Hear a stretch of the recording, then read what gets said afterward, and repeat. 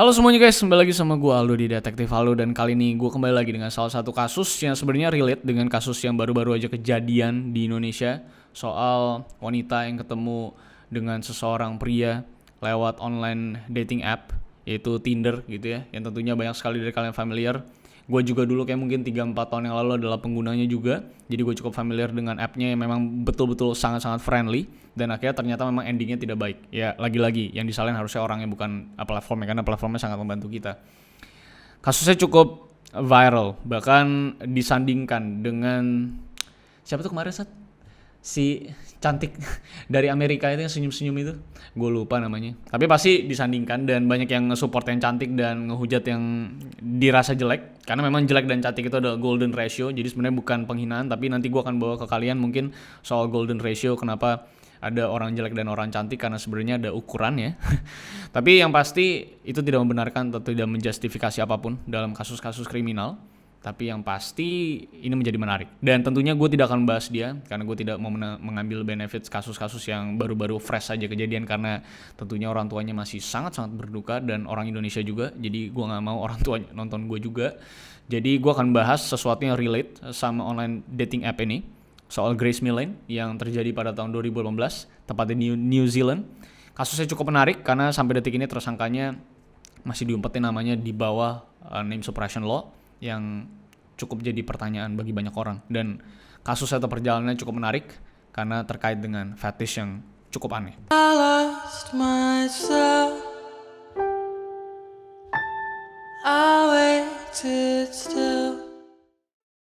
Grace Millane. Jadi dia adalah seorang perempuan yang cantik lah menurut gua, dan harusnya kalau kalian udah lihat fotonya juga pasti cantik menurut kalian.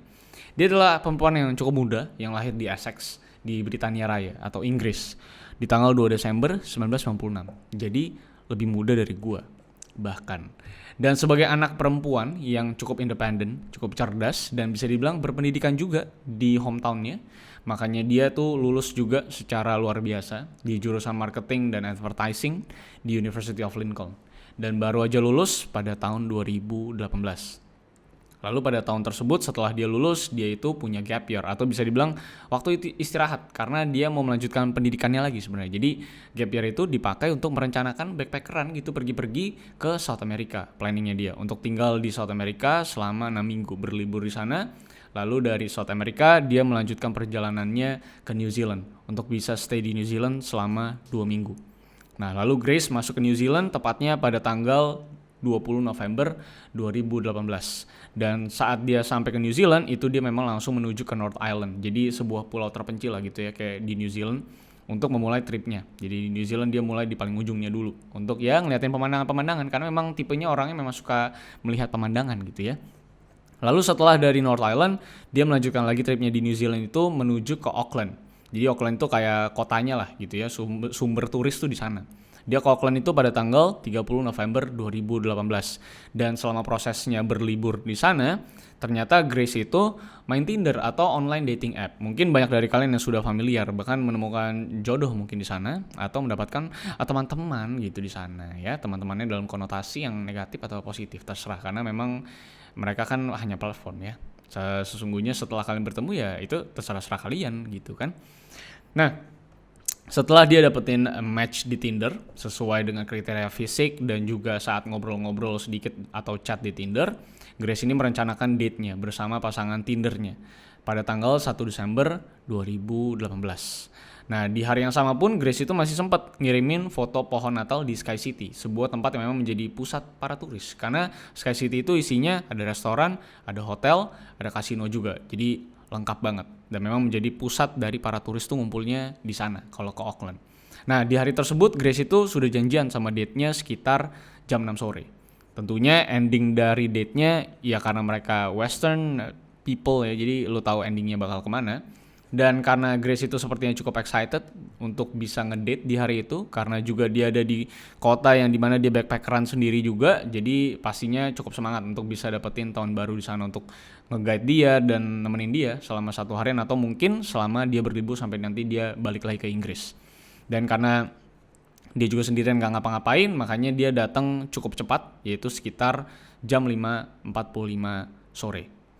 Nah, tempat janjian mereka tuh adalah di depan kasino Sky City di bawah pohon Natal yang foto pohon Natalnya itu dikirim ke orang tuanya di Inggris tadi.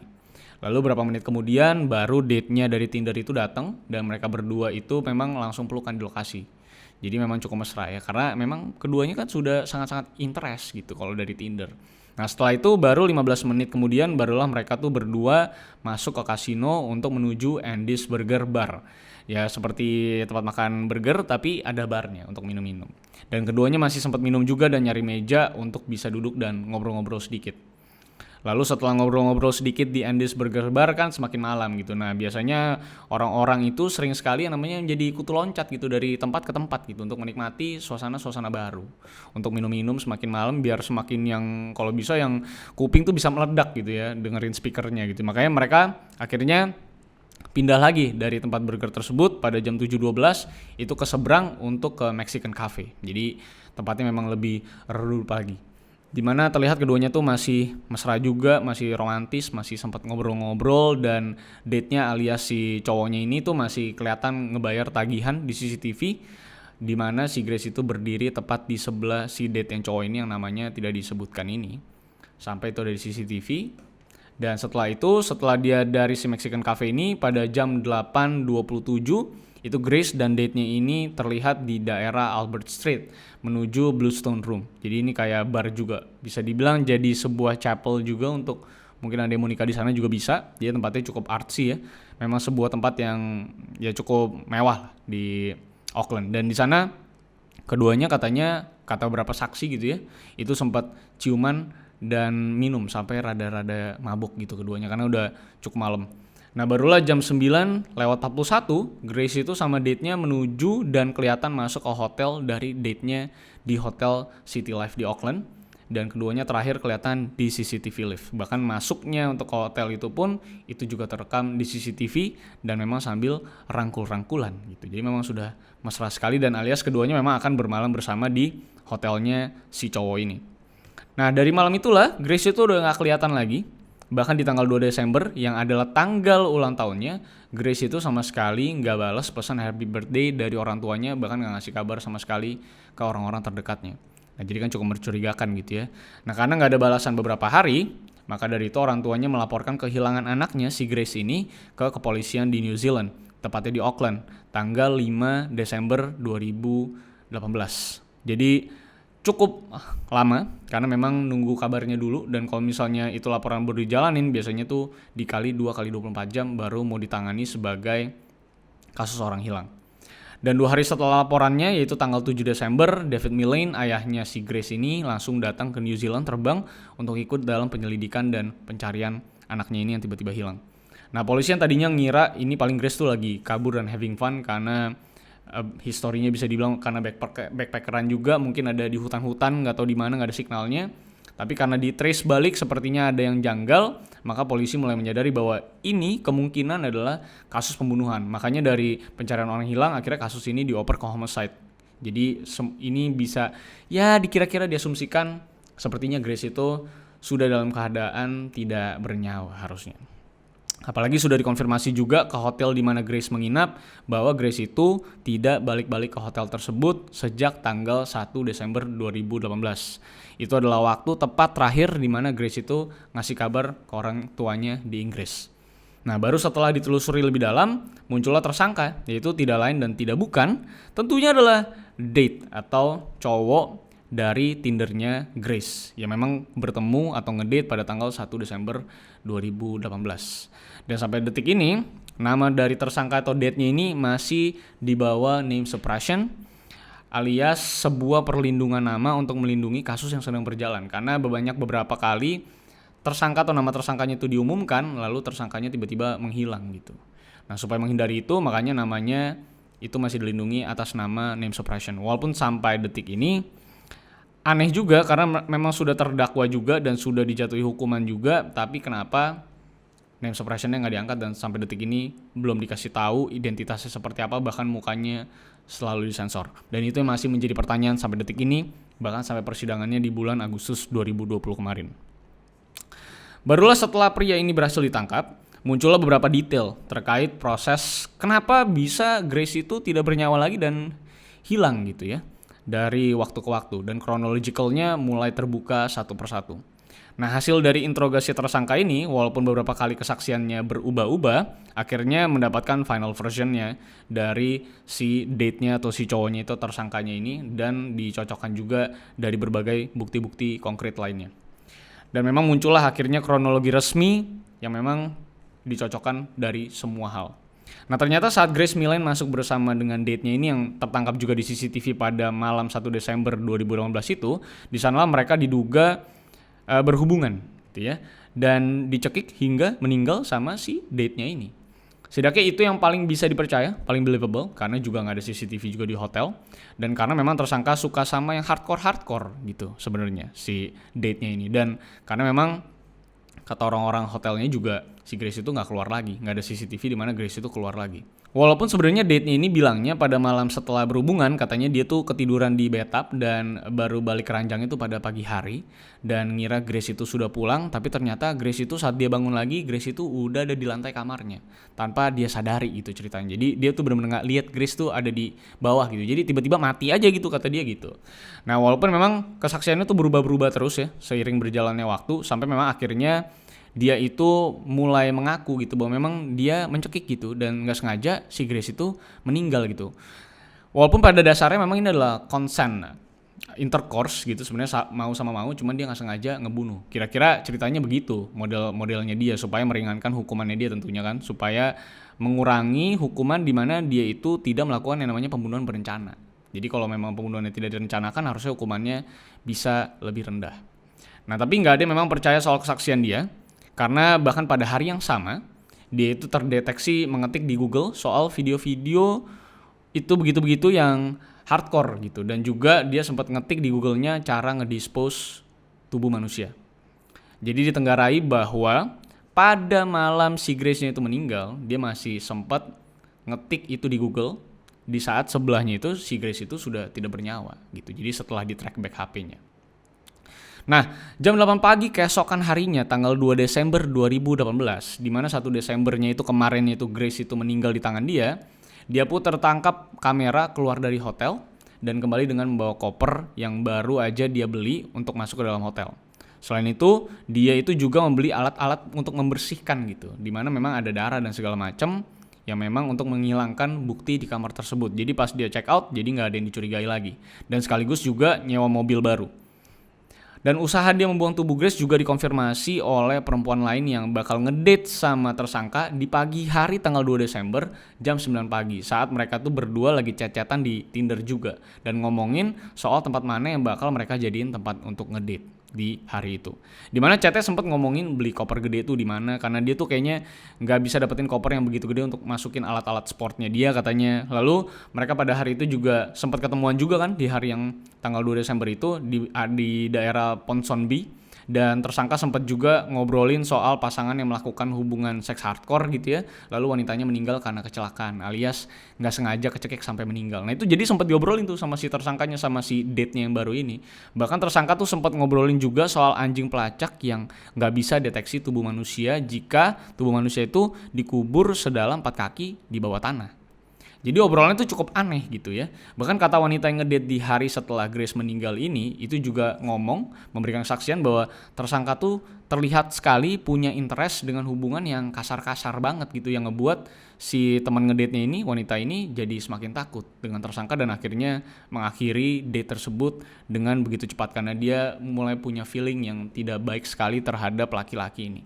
Dan masih shock juga kalau misalnya dia ikut ke hotelnya si cowok ini dan berakhir mungkin bisa sama si Grace gitu. Bahkan mungkin bisa menemukan tubuhnya Grace di kamar si date-nya ini. Nah, barulah setelah date tersebut, tersangka itu tertangkap CCTV lagi. Jadi setelah ngedate di hari yang tanggal 2 Desember itu, dia balik lagi ke hotel. Dan setelah balik ke hotel, pada jam 9 malamnya, itu dia ngebawa keluar 2 buah koper yang dipercayai sama polisi bahwa salah satunya itu nyimpen tubuh Grace. Nah, setelah itu barulah dia memasukkan koper tersebut ke mobil sewaannya dan pergi dari hotel pada tanggal 2 Desember 2018 di malam hari. Dan diketahui pada tanggal 3 Desember 2018 tersangka ini katanya itu nyetir jauh ke Waitakere Ranges sejauh 30 km dari Auckland. Jadi kalau gue dari Jakarta mungkin tuh kayak Jakarta Tangerang gitu, 30 km. Perilakuan yang tersangka ini juga dikonfirmasi oleh date-date tersangka sebelumnya yang katanya date-date ini, wanita-wanita ini tuh sempat dibikin kayak mau kecekek sampai mati gitu saat melakukan oral gitu. Jadi memang banyak bukti-bukti yang cukup menguatkan bahwa memang si cowok ini adalah orang sakit gitu sebenarnya, dan memang saat dia ngebunuh Grace itu memang dia sudah rencanakan jauh-jauh setelah dia tuh match sama si Grace, dan dia tahu bahwa Grace itu akan ke Auckland, jauh-jauh juga dari Inggris. Jadi mungkin gak akan ada relatif yang deket-deket di New Zealand sana. Jadi saat dia masuk ke hotel, ya dia ngelakuin hal tersebut dan akhirnya ngebunuh si Grace. Nah, beberapa detail baru juga terbuka saat HP tersangka ini juga diperiksa kembali sama polisi. Ditemukan tuh soal hal-hal yang cukup aneh gitu di hari yang sama saat Grace ini meninggal juga. Soal api terpanas untuk melelehkan manusia gitu kan. Terus juga ngecek atau nge-google soal Waitakere Ranges yang dia bawa, di mana itu Waitakere Ranges itu menjadi tempat di mana si Grace itu dikubur sama dia, dan juga nyari tempat-tempat yang ada burung pemakan mayatnya untuk bisa menghilangkan jejak si Grace ini. Tapi ternyata memang semuanya itu tertangkap di CCTV secara lengkap, secara chronological juga CCTV-nya ada di mana-mana. Jadi semua kesaksian kebohongan dia itu memang akhirnya tidak bisa dibuktikan dengan konkret sama dia karena buktinya berlawanan dengan kesaksiannya. Walaupun memang sampai detik ini mereka masih terus melawan soal bahwa si tersangka ini merasa bahwa tidak bersalah karena itu adalah consent intercourse, jadi sama-sama mau dan memang sama-sama mau melakukan secara hardcore atau secara kasar. Jadi saat wanita ini meninggal, yaitu resikonya. Bahkan si tersangka ini masih sempat cerita bahwa pada hari Grace itu meninggal, dia katanya sempat makan yang namanya paracetamol tuh 20 pills untuk bisa sama-sama berangkat karena dia nggak tega gitu. Karena dia tuh katanya sayang dan cinta sama Grace, jadi dia pengen bunuh diri juga gitu. Padahal sesungguhnya di jam-jam itu dia justru malah nge-search soal beli koper gede itu ada di mana, terus tempat-tempat yang ada burung pemakan bangke-bangke itu ada di mana gitu. Jadi memang tidak nyambung sama kesaksiannya. Dan memang akhirnya si tersangka ini dijatuhi hukuman 10 tahun penjara, bahkan bisa lebih tinggi kalau misalnya nanti dia mengajukan banding dan segala macam. Tapi yang pasti jurinya atau para judgesnya ini sudah mengatakan bahwa tersangka ini dinyatakan bersalah karena kesaksiannya yang berubah-ubah, dan juga search handphonenya di hari H saat Grace meninggal itu searchnya justru aneh-aneh. Dan juga tentunya dikonfirmasi juga oleh beberapa date atau wanita-wanita sebelumnya yang ngedate sama tersangka ini, di mana banyak yang sekali ketakutan dan bahkan saat oral itu hampir dibuat tercekik gitu. Nah, jadi pesan moral dari kasus ini adalah walaupun online dating app terkesan sangat bisa dibilang terkesan sangat familiar mungkin buat anak-anak muda sekarang, tapi ingat menurut gua dari zaman dulu itu sampai zaman sekarang manusia itu belum banyak berubah menurut gue. Teknologi aja rasanya yang kecepatan. Jadi kalau zaman dulu tuh orang-orang tuh tetap berhati-hati untuk ketemu orang baru, tapi entah kenapa sekarang lebih cepat untuk lo bisa ketemu di Facebook dan akhirnya memutuskan untuk ketemuan, bahkan merit, bahkan lo bisa kawin lari gitu. Rasanya growth manusia mentalnya itu belum secepat social media dan digital platform. Jadi menurut gue pesan moral adalah saat lo ketemu atau tertarik sama orang di online, kayaknya butuh deh untuk 1-2 bulan mungkin untuk bisa kenal dia lebih dalam, dan pastiin juga kalau ketemu sama mereka, ketemu di tempat yang memang menjadi public space. Dan gue rasa bukan hal yang bijak juga saat lo ketemu sama mereka itu di online lalu ke dunia offline terus lo ingin bermalam bareng sama dia. Seberapapun baik mukanya, ya lo gak pernah tahu niatnya itu kayak apa. Karena seperti yang sudah terjadi belakangan ini juga, kasusnya juga dari online dating app. Jadi sebenarnya yang salah tentu bukan online dating app-nya, karena online dating app ini sangat-sangat membantu semua orang yang semakin sibuk perharinya, susah untuk keluar-keluar. Jadi rasanya ini bakal mempercepat untuk lo bisa menemukan pasangan lo mungkin, atau teman ngobrol, atau teman apapun. Tapi yang pasti untuk eksekusinya saat setelah mau ketemuan dan segala macamnya, tentunya itu di tangan lo dan bukan di tangan online dating app. Jadi bijaklah memakai digital platform, karena menurut gue banyak sekali cerita-cerita soal digital platform di mana mereka meet up karena dari digital dan akhirnya endingnya nggak baik. Sekali lagi, bukan online dating app-nya salah, tapi memang manusianya yang gila. Justru memang predator-predator ini juga akhirnya menemukan media yang lebih mudah untuk mendapatkan target-targetnya. Dan itu terjadi di Grace yang baru aja kejadian di tahun 2018, dan persidangannya masih berjalan sampai Agustus 2020 kemarin. So itulah dia kasusnya Grace Millen secara chronological, dan tersangkanya yang belum dibuka sampai detik ini yang membuat gue cukup kebingungan kenapa masih di bawah name suppression saat sebenarnya tersangkanya udah harus diberikan ke publik gitu. Dan media Inggris sudah sempat menyebarkan juga namanya gitu ya. So itu dia yang bisa gue sampaikan hari ini. Kalau misalnya kalian tertarik dengan video kali ini dan merasa video ini mungkin entertain kalian, nggak entertain sih, aneh juga kalau lu pada entertain karena ini ya. Tapi mungkin seru untuk ngikutin kayak gini. Silahkan untuk like, share, dan subscribe pastinya supaya nggak ketinggalan. Dan pastikan juga beli merch gue, linknya di deskripsi di bawah untuk support gue. Dan pastikan juga follow gue di @rivaldosantosa, gue di Twitter, ada Instagram, kalian bisa DM gue kasus yang menarik. So, karena memang kasus kemarin tuh belakangan ini adalah Tinder, makanya gue lagi pengen bawa online dating app. Next time gue akan bawa hal-hal yang seperti biasanya gue bawa. So, thank you guys for watching. Dan sampai jumpa di kasus-kasus selanjutnya karena masih banyak kasus-kasus lainnya yang sangat menarik di seluruh dunia. So, see you on the next case, guys.